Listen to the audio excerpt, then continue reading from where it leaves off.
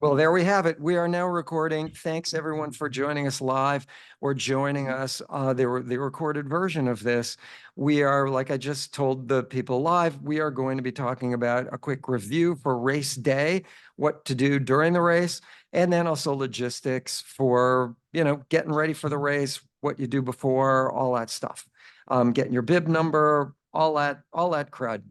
So here we go. Let me just share my screen really quick. And here we go. There you go. All right. And so thank you all for joining us online or watching the recorded view of this. And here we go. And that's me in my book. Okay.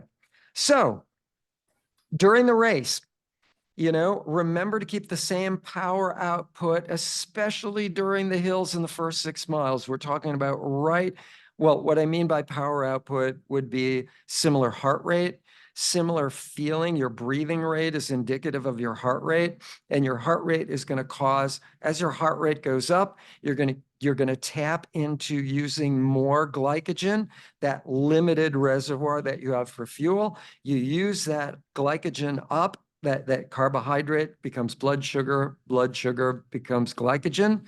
If you use that limited reservoir of glycogen up or lower that reservoir too far, you hit the wall.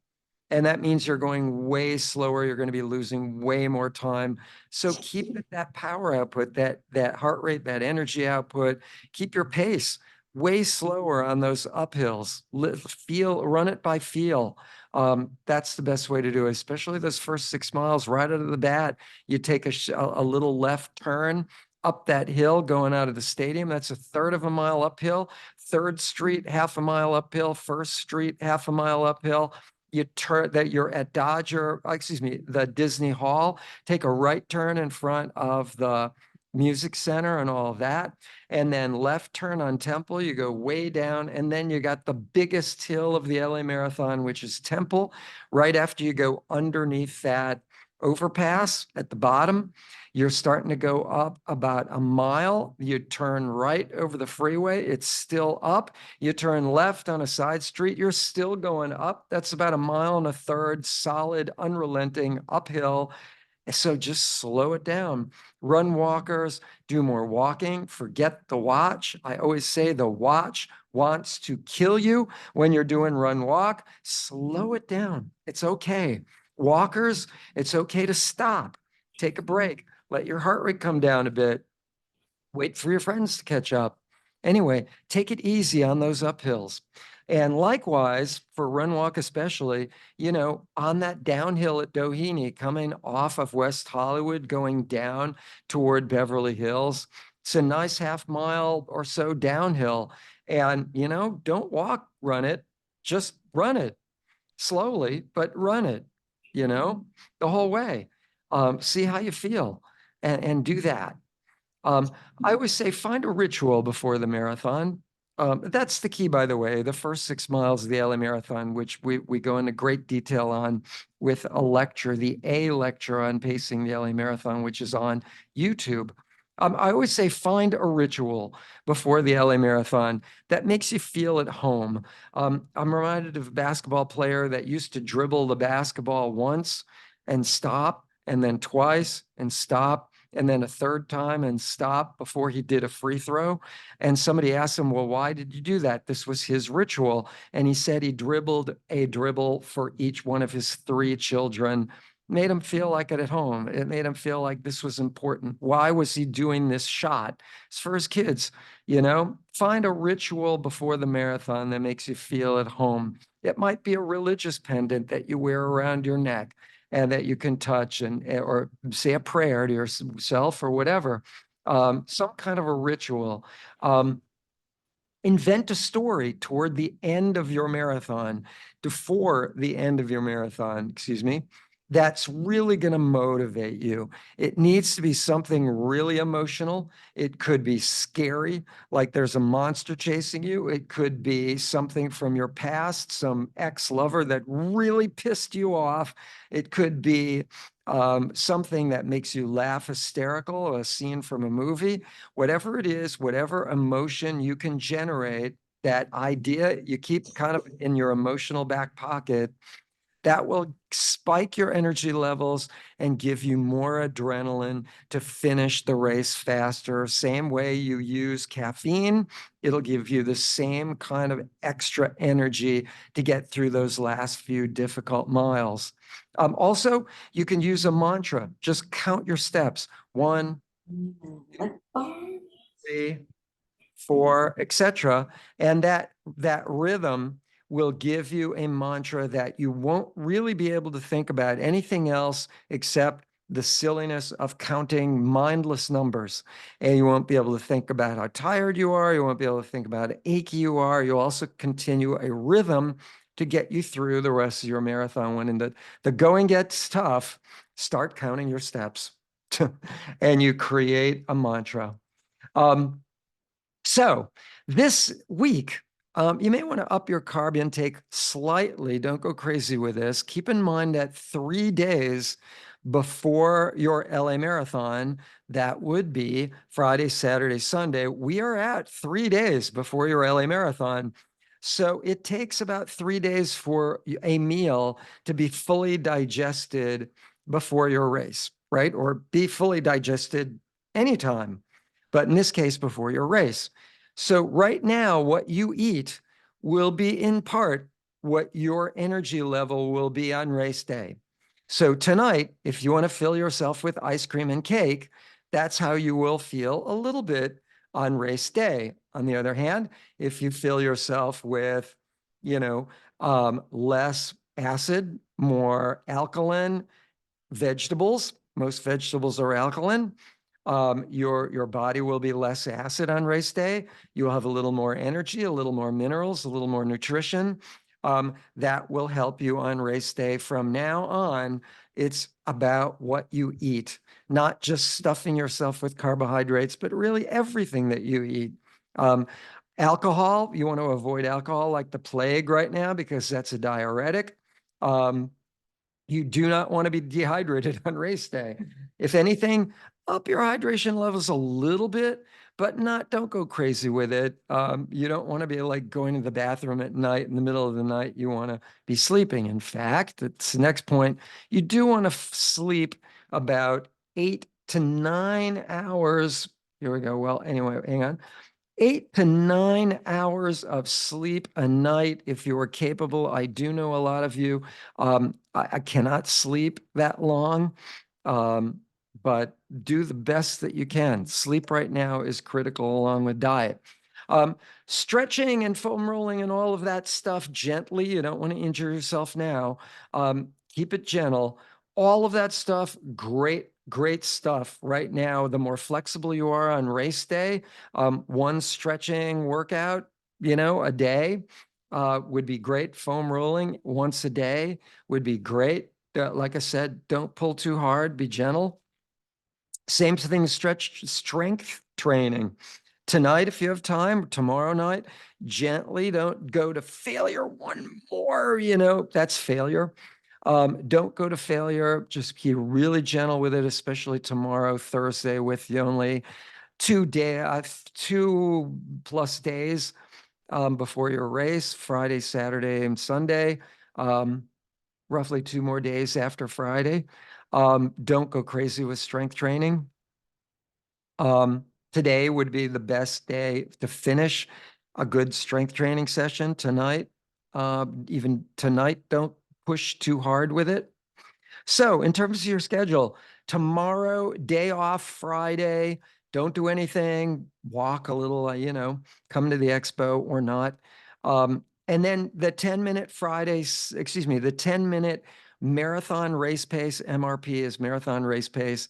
10 minutes Saturday, we are actually going to do as a group the 10-minute run that's on your schedules on Saturday morning at 8 o'clock at Griffith Park, because Griffith Park is fairly close to where the Expo is at Dodger Stadium parking lot.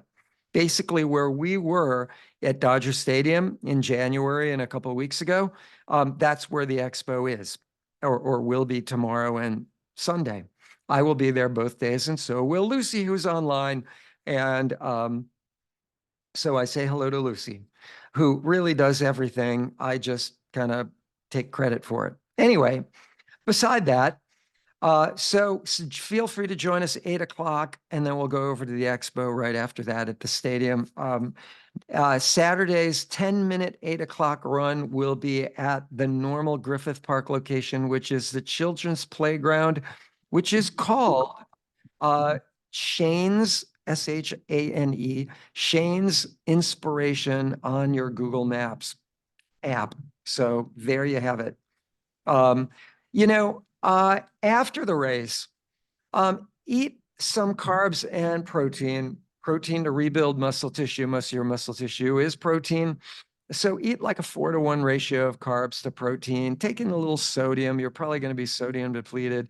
Temperatures are not going to be too bad. I haven't looked at it this evening, but yesterday evening I looked at it. Temperatures, it's going to be really cold in the morning, 48 degrees at 7 o'clock when the race begins, 48 degrees. You probably want to wear a garbage bag where you tear a slit for your head on the bottom of the garbage bag, and the side, you would tear a little slit on the one side and a little slit on the other to put your arms through. And you have a little kind of like a poncho there. And that will, maybe do 2 of those. That will give you a good throwaway poncho to keep some heat in. No, it is not going to rain, but it will keep a little heat in. You may want to take a throwaway garment, that old sweater you've wanted to throw away forever. And by the way, do not forget to get your wristband at the expo at our LA Roadrunners awning. The LA Roadrunners awning is kind of in the middle of the expo. It's right where you get your bib numbers is the white awnings at the beginning of the expo, kind of, shall we say, like the west side of the expo. Um, and we are right, then you go through the ASICS outdoor clothing store, a big ASICS area, and then you'll hit the TMF booth, and then us, the LA Roadrunner booth. And we're right in kind of in the middle. And then you hit all the vendors beyond us at kind of the east side of the whole affair on Friday or Saturday. So definitely get your wristband, and we will kind of point to where you enter, same as last year, enter the stadium for Sunday morning in the loge area. And we'll kind of put, it's kind of like the left side of the stadium if you're facing the stadium from the expo. So we'll kind of show you where to go, but definitely get a wristband at the expo from us after you get your bib number or before you get your bib number, whatever you want to do.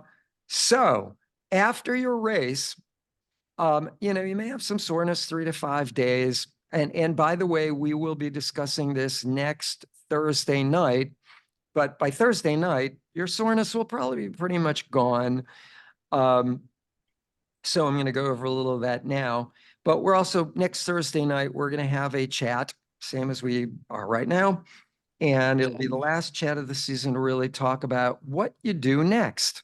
And we've got a bunch of parties coming up. Like we have every location is going to have a potluck the Saturday or Sunday in Newport Beach after our marathon this 6 days or a week later. So get ready for a potluck and another party 2 weeks after that at a restaurant and a luncheon. And Lucy's been working on that one. So along with some other people. And so lots of stuff coming up. But after your marathon, try and keep moving. If you're in a chair in an office, just get up and move around like once an hour. The more you sit, the tighter your muscles will get, the more you will retain soreness, the longer it will take to heal those broken up little microfilaments that break apart. And they're all protein, so take in a little more protein. Don't go crazy with it. You don't need that much protein. Pretty much the palm of your hand is really what you need in a volume of protein if you're going to eat meat or whatever it is. You don't need much more than that. for recovery. Um, and carbs, but keep moving. The greater the blood flow, the more the oxygen will get to help heal those muscles as well. So I always recommend don't run for about 2 weeks. You can swim, you can bike, you can gently strength train, but don't go crazy with it. It can take up to 3 to 4 weeks to fully heal unfelt I can't talk, unfelt micro tears in the muscles. 3 to 4 weeks. So, take a couple of weeks. It's okay to run when you have these little filaments that are still broken up a bit, but you don't want to go crazy and jump into doing speed work like, Wednesday night, 3 days later. I would avoid Wednesday night track that week, even though we're going to be there and we're going to be there all year round. Don't worry, we will be there. We've been there 20 years all year round. We're not going away Wednesday night track. And same with Coach Connolly if you're doing Birmingham High School out in the Valley. Um, a lot of people get depressed after a marathon. They've had this extreme goal for 6 months. They've maybe exceeded their expectations in some cases, maybe not. But regardless of whatever, um, a lot of people end up feeling a little depressed after a marathon because it's done. What do I do now? Well, here's a simple answer. Solve that depression, create a new goal. Maybe it will be a new marathon, another one. Maybe it will be a faster finish time at the next LA marathon where you up your volume just a little bit. That'll get you greater fitness levels. Greater fitness levels, generally speaking, will get you a faster marathon finish time. And that's also what we're going to be talking about next Thursday night, about where to begin next off season. And with that, I say, well, now let's talk about logistics. So much for that one. I'm going to stop sharing that. I want to pull up our LA Marathon map of where we're going to meet, where we're parking, for those of you who are parking, where we're going to meet race day, and all that fun stuff. Where are we? Let me pull that up. Hang on one sec. Whoops. Oh, here we go. Sorry. My apologies. Here we go. And good. Why are we taking so long for me to find this? Here we go. And good. Whoop, parking. Here we go. First one. So let's go over this whole mess.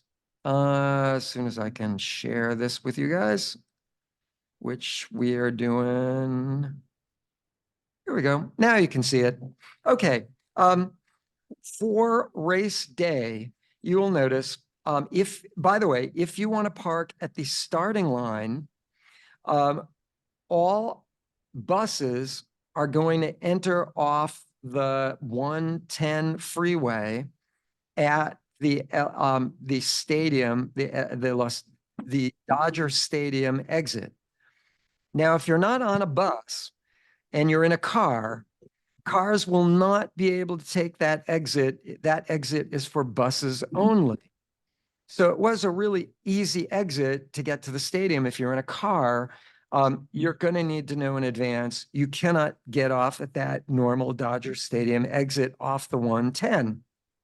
So what you're going to need to do, and I ran into this problem myself in a car last year, what you're going to need to do is get off the exit before that, which would put you a little bit downtown, go up to Sunset, then Sunset up to Vin Scully. I'll show you this on a map in a sec. Vin Scully, take a left on Stadium Way and follow all the cars into the stadium. Keep in mind, Vin Scully Way, where we entered for our Dodger Stadium LA Roadrunner events, the two of them this year, January and a few weeks ago. Vin Scully is now the race course.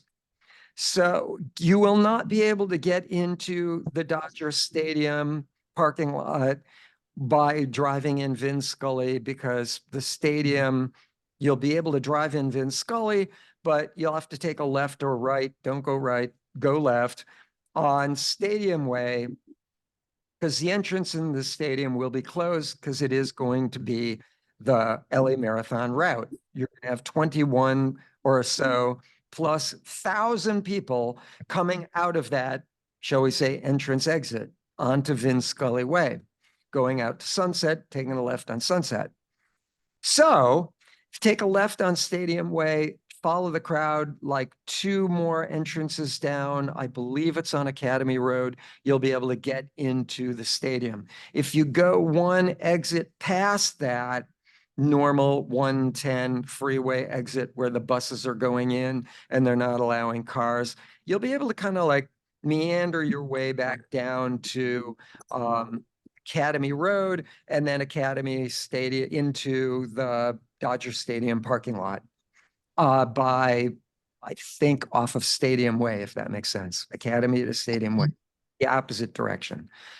But if you'll be able to go to the left to drop people off once in the stadium parking lot. So stay to your left if you're dropping someone off. Stay to your right if you're parking. There is free parking at the stadium parking lot all day until 8 o'clock p.m. in the evening, where you will either get ticketed or your car will be towed away or something like that. Or your car, I think really it's just going to get locked into the stadium and you'll be like stuck. So if you wanted to park there and you wanted to leave your car, which some people do, not many, but some, just make sure you have a ride later in the day, because there's really not any mass transit that goes to the stadium that I know, at least not directly to the stadium at later in the day. And so if you're going to park your car there, make sure it's out of the parking lot by 8 o'clock. And when you drive into the stadium, go stay to the right, and that's where you park. If you want to park at the finish area, which is probably where most people do it, what you're looking at on your screen are the parking lots in and around, which I'll show you in a minute, in and around this finish area, which I'll show you in 2 seconds, but they're on Constellation, Avenue of the Stars. Keep in mind the finish area, the finish line is on Santa Monica Boulevard, right past Avenue of the Stars, and right still on Santa Monica Boulevard. So if you all end up walking down Century Park East, down Constellation. Century Park East is where the food is, Constellation, and there's a parking lot there. And then down in the Avenue of the Stars, where there's another parking lot, or Century Park West. By the way, if any of your friends or family want to come see you, we are going to have a cheer zone for the LA Roadrunners, and our LA Roadrunner navy blue awning with our, logo on it and all of that will be at the end of Century Park West on Santa Monica Boulevard, which will be about mile 18.2. Walk across the street to Santa Monica Boulevard on the other side of the street, be at mile 26, and will be able to see the people finish who are your friends and family. So if you want to help hand out gels and a little water at mile 18.2, and then watch your friends and family finish right across the street, you will only have to walk across the street. And then you can meet up with them somewhere in the mall, which is kind of in the middle. You will not get into the finish area unless you have a bib number on. But please feel free to join us right there, Century Park West and Santa Monica Boulevard. I will be setting up at about 8:30. So if you get there before 8:30 in the morning, Sunday, and you don't see an awning, just hang out there on the street sidewalk. I'll be there in just a few minutes. The awning is already there in my car. I'm not even going to explain that. I leave it there in my car the night before. So it's all ready to roll. Just be patient. Shuttles, before we show you the map of the locations and all that stuff, there will be a shuttle from the Union Station. Shuttle times are 3 in the morning a.m. to 5:30 a.m. And also there will be like I said, parking at Dodger Stadium on off of Academy Road, I mentioned already. And also the drop off we've already discussed. There's also, well, Marathon Partners, we don't need to go to that. Oh, if you're gonna park in one of these parking lots at the finish area, I forgot to mention, go to lamarathon.com, click on parking and all of that. Right here, you'll see it says parking shuttles and hotels. Click on that link and click on one of these parking lots. You can go to this reserve parking now, and they're all right here. Each one, you'll see where it is and you can click on it. I got the Westfield Century City Mall. That's the mall. And just because it's closer to Century Park West where our awning is going to be. And it cost me 35 bucks. And long story, I'm going to park my wife's car there, and it's just simpler to park there than anywhere else for me. But that's because I'm going to Century Park West, not Century Park East or whatever. So food for thought, get your parking now. Don't wait for later on.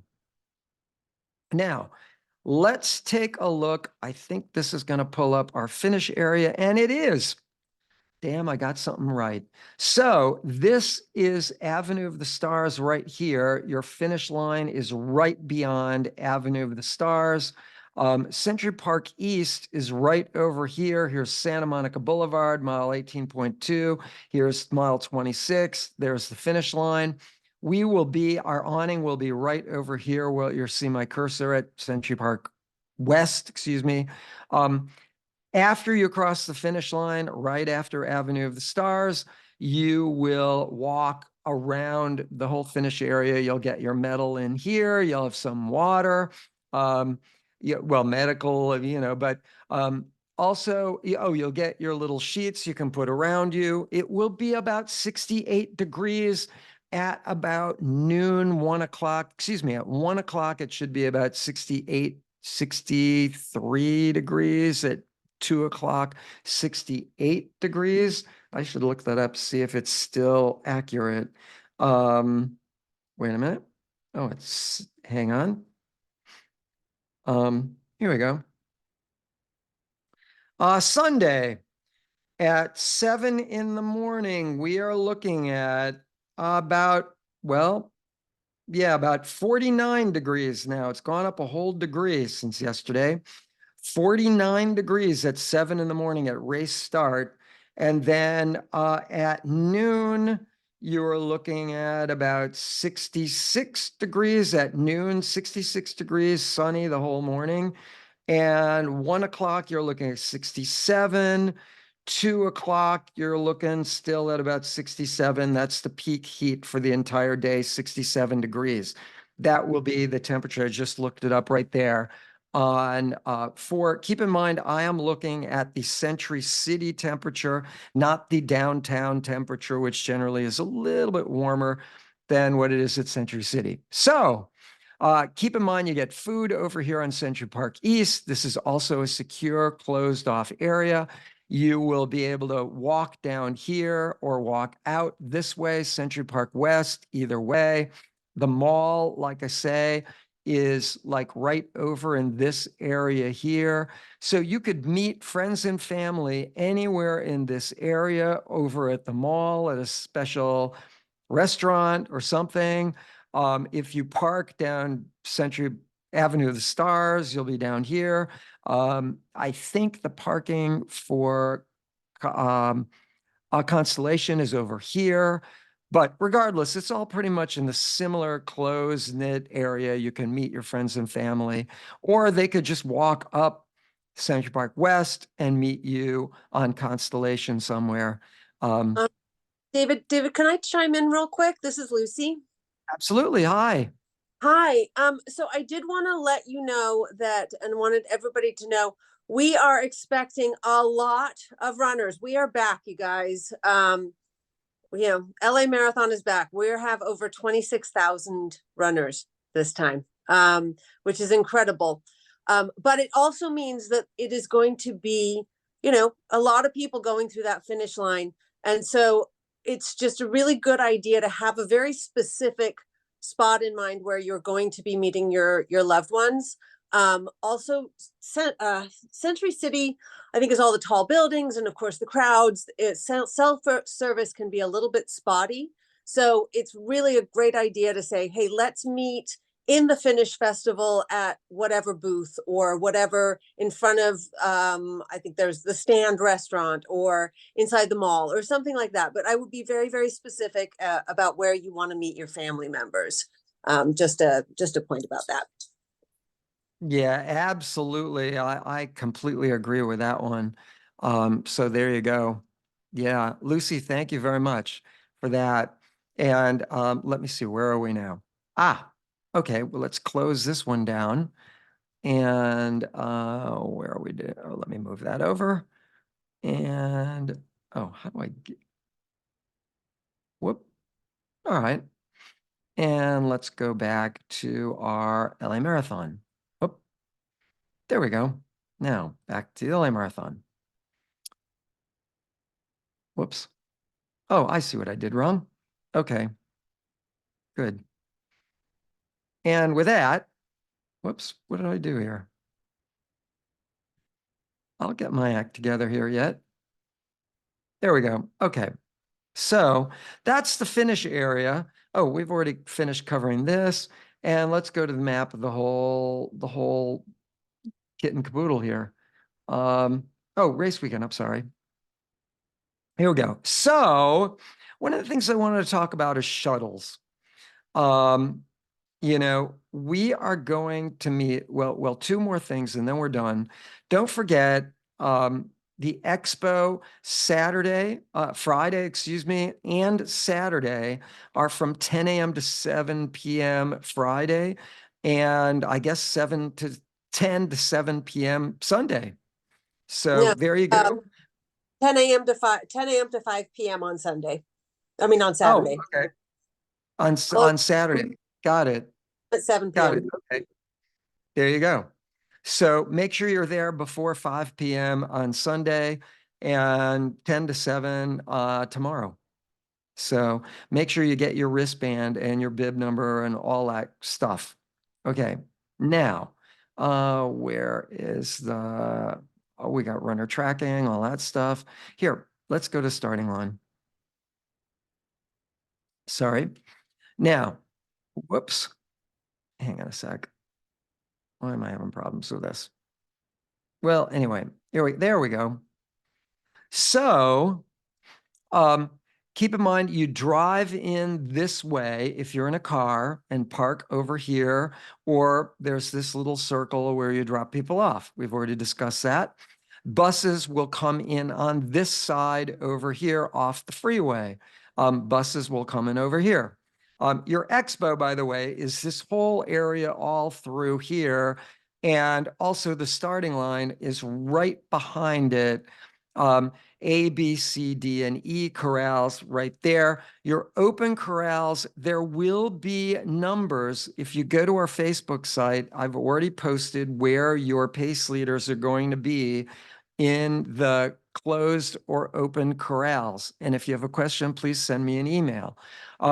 The side, not necessarily, they don't always have the numbers up for the expo, but on race day, they do have pace times, average pace times, not finish times, but average pace times on the side of the open corrals, right? Now, I think we can go over the closed corrals finish times, but right now, the open corrals, we will have 3:30 finish time all the way back through like 7-hour finish times. And the sides of the corrals will have corresponding paces for those finish times. I think the fastest one, even though we will have the 3:30, which is faster, more like a 7-minute per mile pace.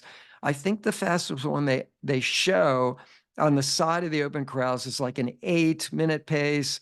Then they have a 9-minute pace and then a 10-minute pace, 11, 12, 13. kind of going back 14, and then it's just an open space from like here all the way back. So if you're slower than like the 12, 13, 14, you'll be in the open area over here that is not fenced in. But our pace leaders, you know, after 12 or whatever it is in the open corrals, that in the fenced in area, this purple area you're looking at, in the open area on that little continued road, it's the same road all the way around. It's where we started both days when we were in Dodger Stadium. Right there's your starting line, right where we started. Um, that open area where we will have slower pace leaders in that area as well, including Jose and the 7-hour walkers will be like, right in this area where my cursor is. To get into the loge area, by the way, to pick up your wristband, the bib number pickup is right in here. You'll see all the white awnings. Then there's a giant open air six store in the middle where you're looking at it. And then we're like right after that. The vendors and all their trucks and all their awnings are all in this area here. And we are like right after the ASICS store, right in there where my cursor is right now. So that said, let's see, I think I pretty much covered that. For the open corrals, your pace leaders, we have a duplicate set of pace leaders this year, 3:30 to 5 hours.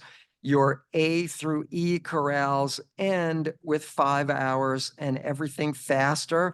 A corral is for, excuse me, B corral. Well, A corral is anything faster than 3:15. And B corral will be about our 3:20 to 3:50 pace leaders. So you do not all want to jump in corral B and look for your pace leaders unless you are 3:20 to 3:50 marathon race pace. You are all able to get into corral B. In fact, you may notice there is a B on your bib number, which will let you into corral B. But unless you're 3:20 to 3:50, you may not want to be in corral B. The B will let you into C, D, E, or the open corral. Got it? So all pace leaders from Griffith Park and Newport Beach will be in the open corrals, including pace leaders from 3:30 to 5 hours. And all pace leaders from 5 hours and, slower than 5 hours, including Santa Monica pace leaders, will be in the open corrals. That's 5 hours or slower. All pace leaders will be in the open corrals, 5 hours or slower. Okay, enough of that harangue. I think we've covered all that. And let me get out of this one and go back to, sharing, go back to the LA Marathon thingy. And we've already talked about that. Runner tracking, we don't need to really recover.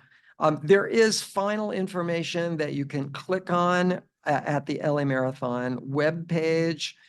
And I think that's about it. Does anyone have any questions about the LA Marathon for race day before or after? Whoops. Here we go. I have a question, if you can hear me. Absolutely can hear you. Thank you. Yeah, hi, it's Courtney. So my question is how much time, like what time do we want to get to Dodger Stadium before a race? Because my understanding is the race starts at 7. That's like when the gun goes off. Do we want to get there at least an hour before, hour and a half before? Yeah, I mean, the good news is we'll be in the loge area, which will be, you won't have any wind. It's still going to be a little cold because the stadium, there is an open wall to the stadium. So it is a little chilly in there, especially with 48 degrees starting temperature.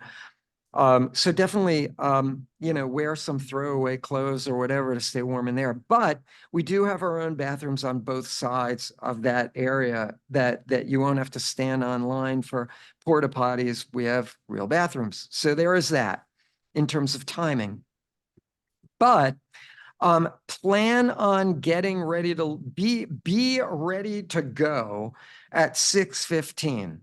We are out the door at 6:15. Now that means first, you know, I mean, by meaning run out the door, that means there's an outdoor area where we are all, keep in mind, we're looking at like what, 500 people? We have 809, maybe even 810 people signed up for the LA Roadrunners this year. And a big chunk of that is going to be in this little area right outside the hallway where we're meeting, the loge area, they call it. And we're going to take this massive picture, which it takes time to organize everybody. I have a quickie little talk, kind of a little inspirational thing, and I want to thank all our pace leaders, all that.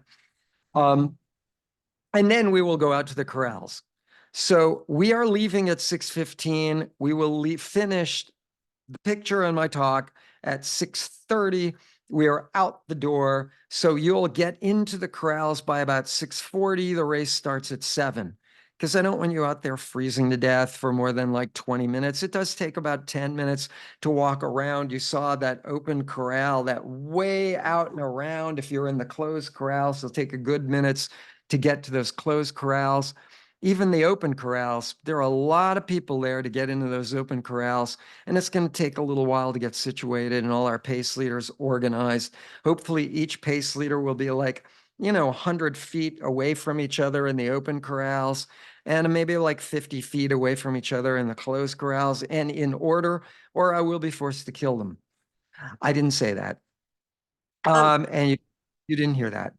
So you Can probably I, want to get like an um, hour. Yeah. oh, I'm just Yeah. gonna say, gear check, by the way, yeah, seated corrals close at 6:40, David, and gear check closes at 6:30. So, Mhm. keep that in mind too. Right. So, yeah, we'll definitely, you may want to put, well, I guess maybe we'll need to get ready to leave at 6 then. Lucy, what do you think? Yeah, I mean, I have us, our group photo at 6 a.m. So, Okay. Well, yeah, there you and go. looking for the Uh, start line 20. yeah. So, 6 o'clock, be ready to leave. So you may want to be there no later than 5 in the morning, which Yeah. means getting on the bus no later than 4:30 in the morning. So, The yeah. line opens at 4:45. Sometimes it does open a little earlier, but it's for sure open at 4:45. And just keep in mind that traffic and everything is very, very busy. And so the earlier you get there, the better. And there is a lineup to get into the stadium as well, you can imagine. You know, 22,000 buses and 22,000, you know, whatever cars on both sides of the stadium converging. That there is a lot of traffic trying to get into the stadium, and it does get backed up a bit, especially if you go later. Um, I do have some chat questions. And anytime, just scroll your cursor across the screen and click on the mute button. Or if you want, click on the chat button. There's a little more button with 3 dots that often your chat command is in there. So let's take a look at what we got in the chat box. And we got a bunch of stuff. So here we go. Let's see. Here was the first one. Are salads with a protein a good idea, say for lunch tomorrow? Yeah, great. You know, you're getting in a lot of micronutrients in salads. Micronutrients would be minerals, would be vitamins, all good stuff. Um, you for lunch, you could even add just, you know, a pinch of salt. Don't go crazy with salt. If you have tomatoes, the tomatoes have salt in it. You don't have to add salt. Tomatoes have an important antioxidant called lycopene, all good stuff. Add a little protein, all good. You're rebuilding muscle tissue now at probably an alarming rate. because as you do less and less and less, you have more you have more hormone output, including human growth hormone, which enables you to rebuild muscle tissue. So you're on full for rebuilding muscle tissue right now. So add in a little protein, not a lot, again, size of your palm of your hand, and you're going to rebuild those muscles. All good stuff. You don't want to go crazy. Everybody says the night before, stuff yourself with pasta, and you don't want to end up waking up in the morning bloated and gassy and stuffed with pasta still at 3 a.m. when you get up to get ready for your marathon. You don't want a brick feeling in your stomach on race morning. So don't go crazy with the pasta. You can have a good breakfast, whatever you ate before the 20-mile run or run, walk, or walk. Do pretty much that again for breakfast. Do pretty much that again for the night before. You may want to add a little more carbohydrate. If pasta is your thing, great. If not, something else, Get in a full meal, but not a crazy stuffed meal, Do what you did before the 20-miler. For the 4-hour finish, what time should we expect to cross the start line? Well, that one will depend. 4-hour finish. Are you in the closed corral, or are you, which anyone could be if you're a 4-hour finisher, which would be the C corral? I believe 4-hour will be in the C corral. You may want to look that up. I may be wrong. It's on the face in B corral. It's Somebody said B. You are all capable of getting into the B corral. If you're in the Santa Monica group, your pace leaders will be there. If you're in the Griffith Park or Newport Beach group, your pace leaders will be in the open corral. So if you're in the Griffith Park group, going with Corral B, with your pace leaders in Corral B, you'll pretty much start like 30 seconds, 7 o'clock and 30 seconds, something like that. Corral B, if even 7:15 seconds. The open corral is going to start probably about 5 minutes or so later than that, to give the closed corrals a little time to spread out so that the open corrals, won't immediately catch up to them and get blocked and, stuck with them. I am recommending my pace groups, all pace groups, in the open corrals do something called the wedge, by the way. I'm going to be emailing that idea. And the wedge really is very, very simple. And it's a way that you can really easily get through any crowd that may present itself in front of you. And I would think the 3:30 to 5-hour marathon finish times would probably do well to do the wedge. And the wedge is you put one pace leader with the sign right in the front of the group. You have everybody line up in a group of twos, and that wedge will go right up the center of the street. And if you have a kind pace leader that's, excuse me, pardon me, the whole way through, people will spread apart when they see this line coming at them. They will respect that. And it works. It works really, really well every single time. And part of that is just getting you guys to the starting line without people getting in between you. If you're starting en masse, you will find people just innocently get in between you, and the back of the group gets farther and farther and farther and farther back. When I was a pace leader, first pace leading a group of about 40 people, we lost probably about half the pace group before the starting line. So that's a really good idea. We lost nobody before the starting line using the wedge. So it works great before the starting line, walking to the starting line, and it works great thereafter, getting through the crowd that you catch up to in the closed corral, right? So 5-hour really or slower, you'll see. Good for the starting area though, getting up to that starting line. I'll be sending that note to all our pace leaders probably tomorrow. So yeah, it's healthy food, generally speaking, all good to go. All right. For the 4-hour finish, what time? I covered that one. Recommendations for where for our friends and family to park or meet us after we finish. Well, there again, I think we covered that. The finish area, all those prepaid parking lots are great for friends and family as well.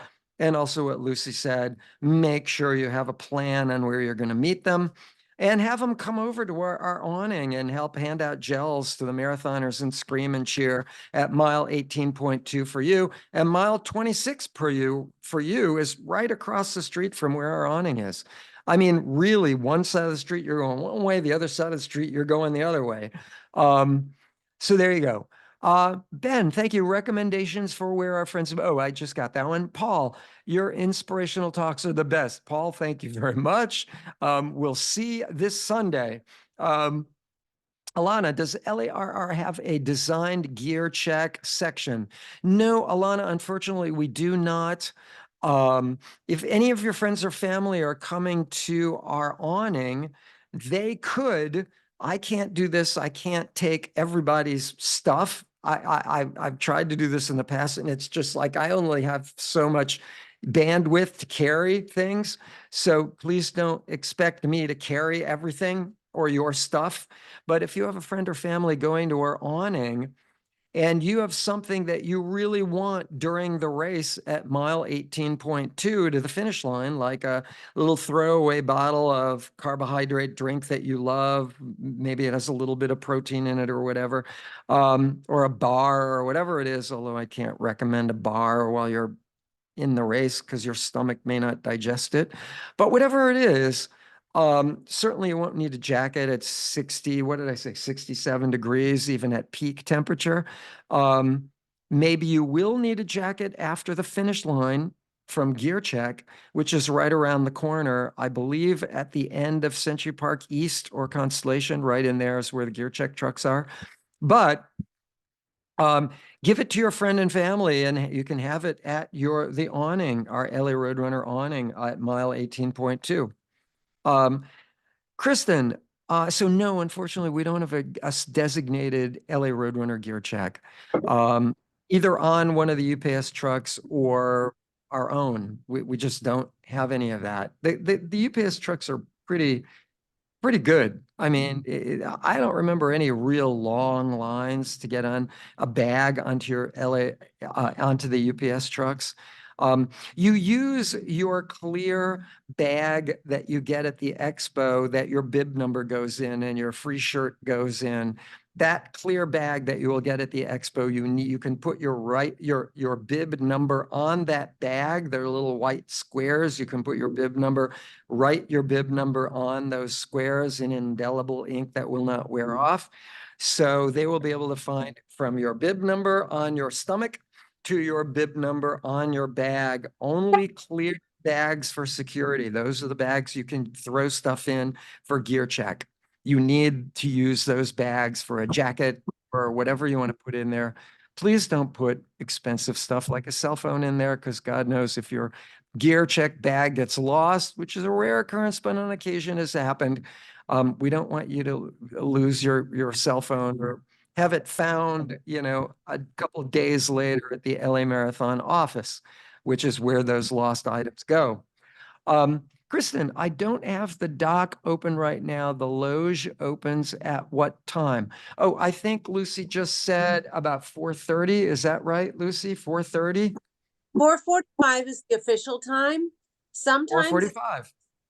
but 4:45 is the official time. Just a reminder, you cannot get into that area without your wristband, your LA Roadrunners wristband. It's not only our staff, but the Dodger Stadium security team will not let you in without that wristband. So that's what you have to pick up at the expo, either on Friday or Saturday at the LARR booth. And if you're a member, you get one as part of your membership. Yeah. And usually there are like 2 security checkpoints going up those stairs to get into the loge area. So, yeah, have your wristband on. You might even, I've known people that put their wristband on the moment they get it, and they don't take it off until after they finish the marathon, Make sure you don't forget your wristband race day morning. And it's kind of cool. You can wear it the rest of the next week and just show people, whatever. Race day breakfast suggestions. Really, race day breakfast is important. Some people have no ability to do race day breakfast. They just get severe stomach distress, GI distress, which can come in horrible forms. You get diarrhea, all sorts of problems with eating breakfast in the morning for some limited people.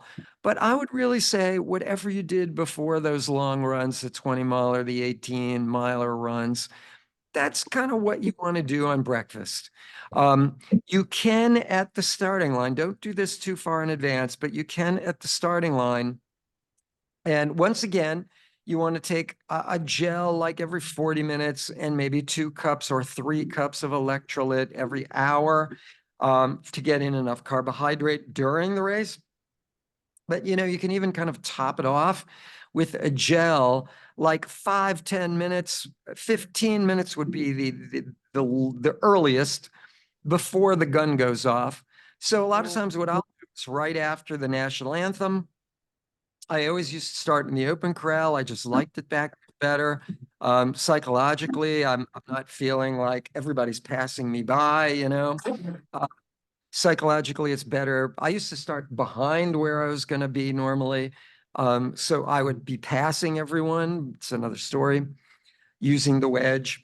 But at any rate, I would take a gel, like while we're walking to the starting line. I'd have a little bottle of water with me, one of those little away Arrowhead bottles. Yeah. And gel like 5 minutes or when right after the national anthem as I'm walking, and then drink a little of that drink, and it tops you off before you're even starting the race. It gets you some blood sugar. It gets you some carbs in your blood sugar. The blood sugar will eventually become glycogen,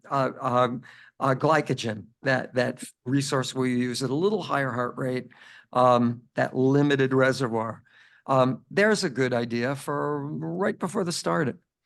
After, long after you've had breakfast, make sure you go to the bathroom before you go to the start line before 6 in the morning. It will take a little while to get through the bathroom line, even in our loge area. Hi, Coach. Do you think sunscreen is necessary for race? Absolutely. I am a religious believer in sunscreen. You may note that when I'm out there in the sun, my face looks a little darker. It's because I'm wearing a tinted sunscreen. That's for real. I know it looks like I'm wearing makeup or I suddenly got a tan. Somebody one day said to me, "Boy, you look like you just got a tan." No, it was really just sunscreen, I swear to God. And I do that whenever I'm out there. My dad got skin cancer. I don't want to get it. And I am all about sunscreen. So absolutely, if you can find a sunscreen that's really a sport sunscreen, that's a little thicker, that sweat won't get into your eyes, all the better. Generally speaking, the more expensive sunscreens, especially like I say, I like the tinted ones because you don't look like you're in clown face. I don't care. I've been out there with that white zinc oxide sunscreen clown face. I don't care. I've been there, done it. I'm all for it. Sunscreen, all good. I will never laugh at anyone, including myself, when you're in total white face with that zinc oxide sunscreen. That's the best, I think. Mine happens to be zinc oxide, but it's tinted. So that's what I'm wearing.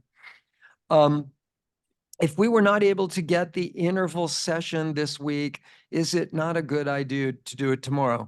I'd say no. Tomorrow is a great day to take a day off. There is some studies for endurance athletics, including swimming and triathlon, where you really, the last week, you benefit pretty well. You benefit the last week of tapering the volume of work you do each day down to 0.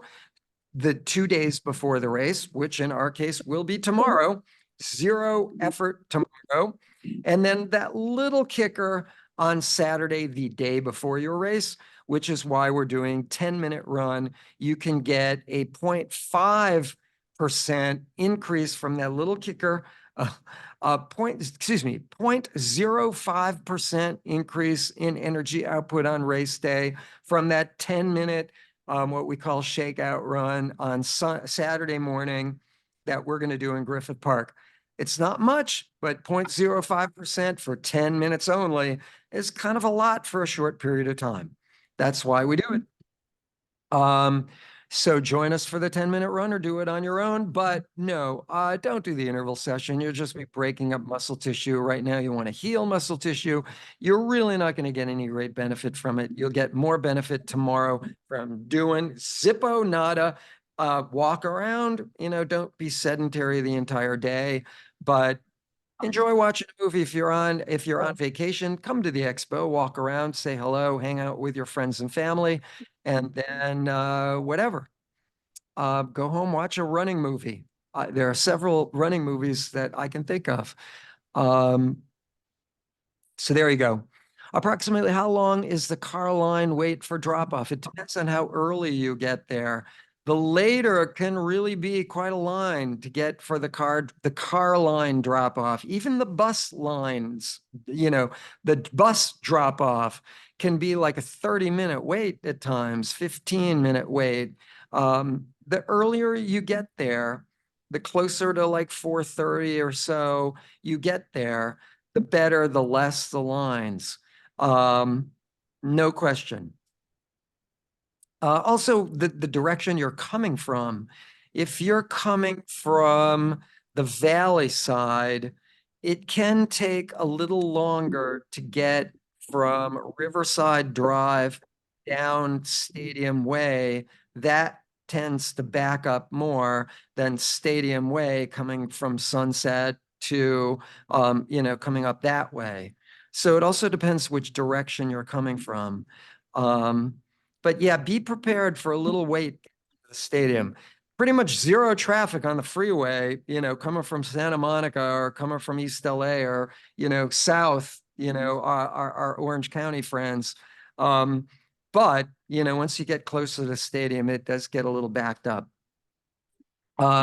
I wish I could give you a better idea, but figure, 10 to 30 minutes to get into the stadium in some cases. The longer you wait, the longer that will be. Should we mentally prepare for a lot of spectators cheering or not a lot of spectators cheering? It depends where you're on. Caitlin, thank you for asking that question. It depends where you are on the course. There are some areas where there really are not a lot of spectators. Really early on the race on Sunset, downtown, not a lot of spectators. As you get along farther into the course, certainly within the second half of the course from like mile 10, West LA, really like West LA, you start getting, spectators. We're talking only about 500,000, 250,000 people, maybe more show race day. Not too many. The LA Marathon is actually, you should know, the largest event in the Los Angeles area. Not a lot. The Los Angeles Marathon does work with the most emergency systems, police, fire, and police, fire, and health, emergency vehicles. More than any other, usually they're never used, but they are ready, than any other event in the LA Marathon, in the LA area all year. Wow. I don't care about the Academy Awards. We're talking way bigger. There are 2,500 volunteers on the LA Marathon course. You want to talk people on the course. There are a lot of people out there, and most of those volunteers this year, I saw a box of these things. Those little headbands with the little springs on the head with little balls on top that spring around. Well, I just saw a giant box of probably a couple thousand of these green wristband, green headbands with the little springy things and shamrocks on top. Yes, I am guessing your volunteers are all going to be wearing the little springy shamrock thingies. So there's going to be a lot going out there. There are bands that play every couple miles. There are people with, you know, boxes, radio stations with giant speakers. You name it, they're gonna be at the starting line, helicopters from every TV station that has a helicopter over your head. It's pandemonium out there.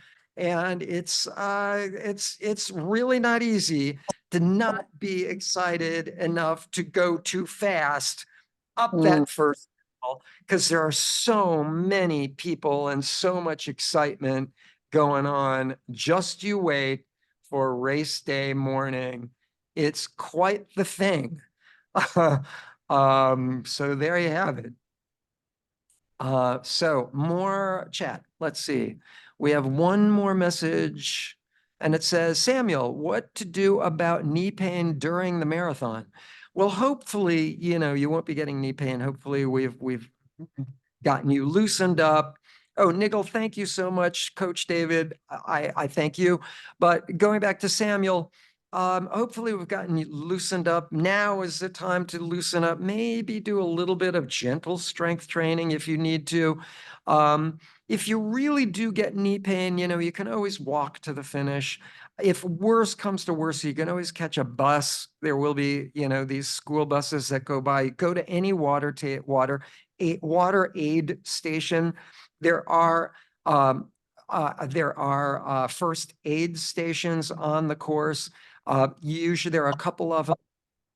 There are even emergency aid bicyclists and emergency runners on the course. Look for them with emergency vests. They have red vests on with yellow strips on them for emergency marathoners. They can, you know, tape up your knee or whatever. You'll get through it. You walk. If walking hurts and you really need to get back, like I said, go to a water table, ask them where the next first aid station is. But even hanging out at the water table will get you a ride back to the finish line. You know, hopefully you don't have knee pain. I've been there. You know, I overcame my knee pain. I was once told by a sports doctor that I will never finish, quote, you will never finish a marathon without severe and intense knee pain. I have never had knee pain ever since. Figured out how to deal with it, you know, strengthening, stretching, all of that. I have a hip displacement. I'm pretty much a train wreck, and I know what to do for me. But there is that point where you need to learn what you need to do for you. And unfortunately, that means a little bit of pain, a little injury, and then you figure out what to do and you're good to go. Hopefully you've got to that point where you're good to go. I apologize to you if you're not, and do the best you can, you know, just walk it out. But like I said, send me an email. Let's figure out why you're getting this knee pain. And maybe we can even get you some benefits before the marathon. It's just stretch and strength, you know, that kind of thing. David, Yeah. Evolution PT will be at our booth, at the LARR booth. They have recovery boots. They are bringing a couple of their PTs are going to be there. So they can definitely help with some assessments too, or if anyone has injuries or nagging spots that they need some help with, Evolution PT will be at our booth Friday and Saturday. Oh, excellent. I did not know that. Wonderful. I guess I should have. They've been there before. Great. So come to the expo and talk to Evolution Physical Therapy. They'll give you some stretch and strength and all that stuff, foam roller stuff. Yeah, they often have their foam rollers right there with a little grass carpet, fake grass out there. All good stuff. Yeah, definitely talk to them at the expo. If you're fearing, you know, some imbalance or whatever. So Janie, thank you, Coach, for the great season. Janie, thank you for being a pace leader and filling in. You've been amazing, and we're going to talk you into doing it again. Mind my word. Samuel, thank you, and I thank you. Any other questions? And Lucy, thank you so much for chiming in. Any other questions verbally or or on the chat thing. Alana, thank you, Coach David, and good luck to everyone, Alana says. Ben, thanks for the chat, David. Looking forward to seeing you at the marathon. I will be at the start and at the finish. After a while, when our first runners start coming through, I will be staying at the finish to collect finish signs.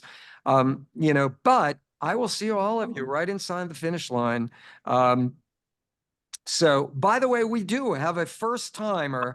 We have a 2 hour and 55-minute finish time. Finishing the LA Marathon. We've always had a 3 hour, but we do now have a 2 hour, 55-minute pace leader. Oh my. And I told him I'll run with him for a while to see how he's doing. And I'm thinking, what was I thinking? I can't run that fast. Anyway, there you go. And thank you for that. Massey, thank you for a great season, Coach David. Massey, thank you. And anybody else? A verbal thing? Nigel, thank you, he says. Anybody else? In chat, verbally or written? Anybody else? If you do have any questions that pop up, feel free to send me an email to, Carla says, Carla, hi. Thank you for a wonderful season, Coach David. Have a great race, LARR. Carla, thank you for being a pace leader with our Newport Beach group. You are awesome.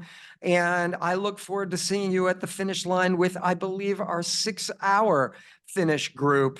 And there are a bunch of 6-hour finish groupers from Griffith Park, Santa Monica, and Newport Beach, which Carla is with. So have fun with the mob out there, Carla. At 6 hours, you're going to feel unusually surrounded by 6-hour pace leaders. Paul, thank you, Coach. Really terrific season. Good luck to everyone. And Paul, thank you. I appreciate that.